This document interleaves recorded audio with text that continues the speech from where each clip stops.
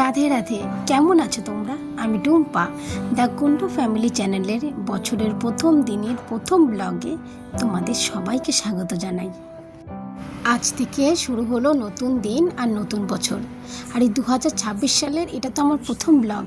এই ব্লগটি আজকে শুরু করলাম আমি গরম গরম চা। এরকম সকালবেলায় এক গ্লাস গরম গরম চা যদি আমার মাকে দিতে পারতাম, কি খুশি না হতো আমার মা। আর এই সকালে গরম গরম এরকম এক গ্লাস চা পেলে মায়ের মুখে আর কোনো কথাই হবে না, ভীষণ খুশি হয়ে যায় আমার মা। আজ বানাচ্ছি একটা ফ্রুট কেক। যখন আমরা পাঞ্জাবে থাকতাম জানো তো, তখন একটা বেকিং ক্লাস নিয়েছিলাম। আর তখন আমার ইউপি ছিল একদম ছোট্ট একটু পুচকো, মাত্র 6 মাসের বাচ্চা। আর তখন ওকে নিয়েই কিন্তু আমি বেকিং ক্লাসে যেতাম। একটা বিহারি দিদির বাড়িতে যেতাম ক্লাস করতে। আর দিদির দুটো ছেলে ছিল, অনেক বড় বড়, অসুবিধা হতো না। আর আমাদের সপ্তাহে 3টে করে ক্লাস হতো। দুপুর 3টে থেকে ক্লাসটা চালু হতো।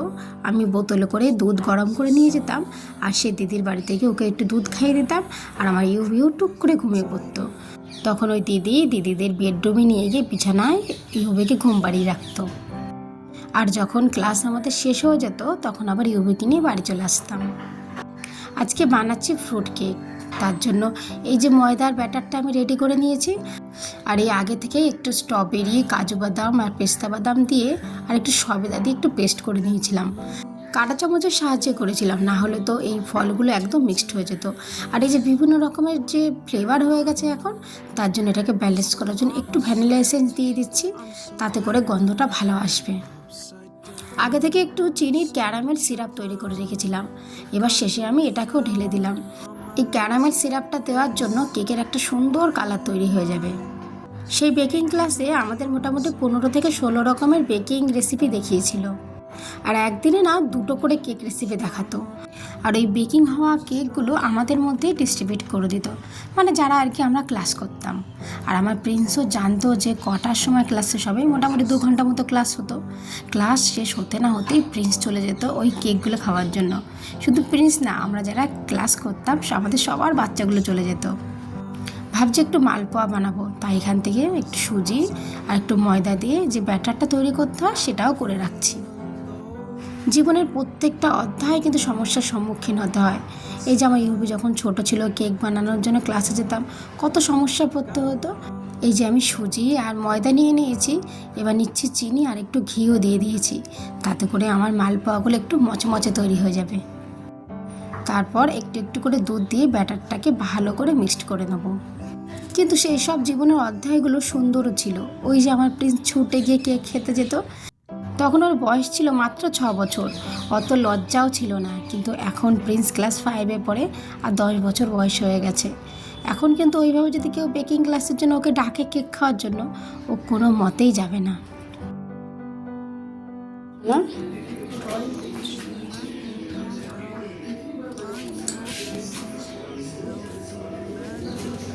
কি ড্রয়িং করছিস বল?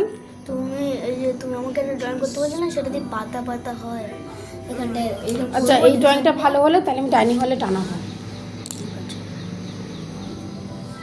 কেকটা বসিয়ে আমি একটুখানি স্নান করতে গিয়েছিলাম, ইউটিউবে খাইয়ে এসেছি।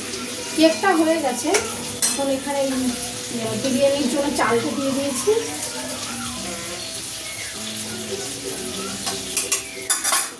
আর এই চিকেনগুলো ভাজা চলছে এখানে, এইগুলো ভাজা ভুজি মোটামুটি হয়ে গেল। তারপরে আমি আবার এমনিতে আমি রান্না করতে খুব ভালোবাসি। যখন আমার ইউবি ছোট ছিল তখন আমি একটা ব্যাগ কিনেছিলাম, যে বাচ্চা কোলে নেওয়ার জন্য যে ব্যাগগুলো হয় না, ক্যারি ব্যাগ, সেগুলো আমি ইউবিকে সেভাবে নিয়ে আমি টুকটুক করে রান্না করতাম। আর এখন তো মোটামুটি আমার ইউবি অনেকটাই বড় হয়ে গেছে। কিছু একটু ড্রয়িং করতে দিলে কিংবা একটুখানি টিভিতে কার্টুন চালিয়ে দিলে ও কিছুক্ষণের জন্য হলেও বসে থাকে। আর ততক্ষণে আমি রান্নাবান্নাগুলো সেরে নিই। তবে এইসব রান্নার আগে আমি ওকে কিন্তু খাইয়ে আসি, কারণ পেটটা ভরা থাকলে ও আর চেঁচামেচি খুব একটা করে না। একেবারে স্নান টান করে তারপর রান্নাঘরে ঢুকলাম। আর তার আগে আমি সকালবেলা মালপোয়ার জন্য ব্যাটারটা তৈরি করেছিলাম, আর চিকেনটা ম্যারিনেট করে রেখেছিলাম, আর কেকটাও বসিয়ে রেখে দিয়েছিলাম। কেক তো হয়ে গেছে, আর এই চিকেনগুলো এসে ভেজে নিয়েছি। সমস্ত চিকেনটাও ভাজা হয়ে গেছে। আজকে তৈরি করব একটু বিরিয়ানি আর মালপোয়া আর একটু কেক। আর এখানে আমার বিরিয়ানির জন্য যে ভাতটুকু করা দরকার ছিল সেটুকু হয়ে গেছে। মোটামুটি 80% মতন চালটাকে আমি বয়েল করে নিয়েছি। এবার পুরো বিরিয়ানিটাই আমি হাঁড়ির মধ্যে সাজাবো। তাই হাঁড়িতেই আমি মশলাটাকে কষিয়ে নিচ্ছি। মশলাটার থেকে সুন্দর একটা রঙও চলে এসছে আর গন্ধটাও সুন্দর আসছে। তো এবার তাহলে মশলাটা আমার কষানো হয়ে গেছে। রেসিপিটা আমি আগের দিনই দেখিয়ে দিয়েছিলাম, তাই জন্য আজকে আর বেশি ভাবে দেখালাম না, তবে নর্মাল যেভাবে রান্না করি সেই হিসাবে দেখাচ্ছি।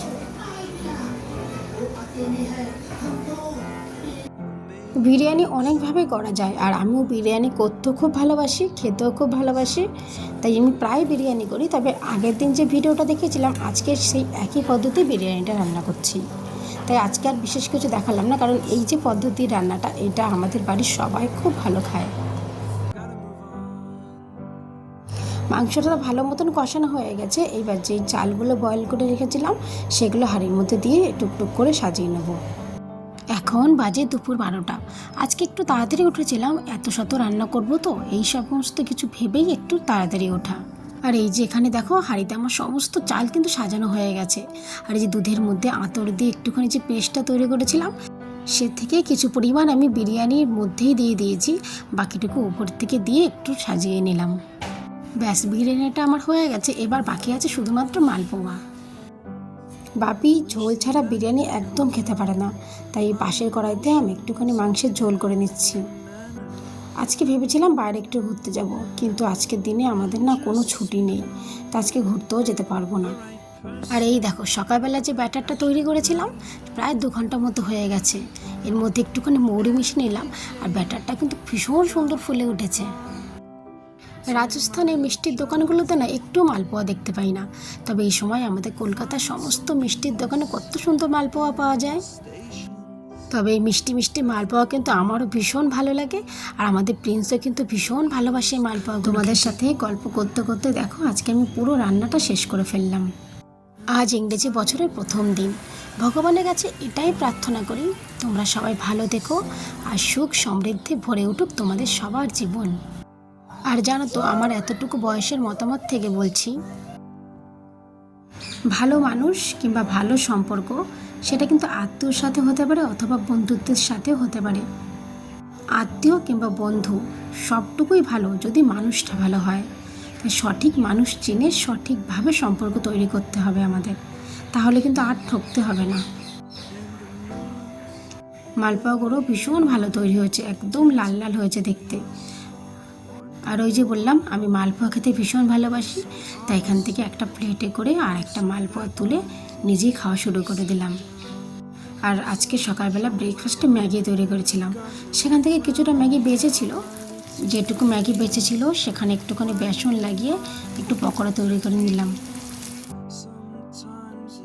ব্যাস, আজকের জন্য এতটুকু। আবার নিয়ে আসবো অন্য কোনো ভিডিও গল্পের মাধ্যমে। আমার সঙ্গে থেকে এতক্ষণ ধরে আমার ভিডিওটি দেখার জন্য তোমাদেরকে অসংখ্য ধন্যবাদ। তোমরা ভালো থেকো, আর ভিডিও যদি তোমাদের ভালো লেগে থাকে তবে চ্যানেলটিকে সাবস্ক্রাইব করে দিয়ে একটা লাইক আর একটা কমেন্ট করে দিও। তোমরা ভালো থেকো, আমি আবার নিয়ে আসবো অন্য কোনো ভিডিও গল্পের মাধ্যমে।